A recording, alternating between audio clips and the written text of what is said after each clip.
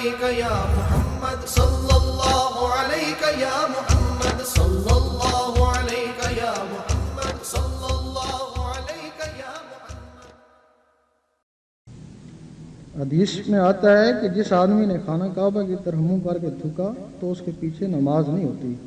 یہ بات کہاں تک درست ہے؟ آپ وضاحت فرمائیں. یہ جو حدیث کی بات وہیں تھی نا، خانہ کعبہ میں تھی، یہاں تو نہیں تھی. یہاں تو نہیں کہی انہوں نے، وہاں کہی تھی نا. یہاں تو یہ ہے کہ مسجدیں ہیں، نیچے قرآن مجید پڑھے ہیں، لیکن اوپر پردہ ہے، دوسری منزل ہے، وہاں بھی آپ نماز پڑھ سکتے ہیں.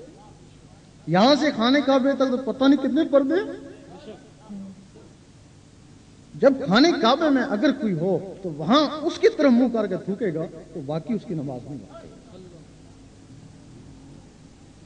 اب یہاں تو پتہ بھی نہیں چلتا کسی کو خانہ کعبہ کدھر ہے. اب یہاں تو میں پتہ خانہ کعبہ کدھر ہے. یہاں ادھر ہو جائے گا، وہاں ادھر ہو جائے گا، وہاں ادھر ہو جائے گا.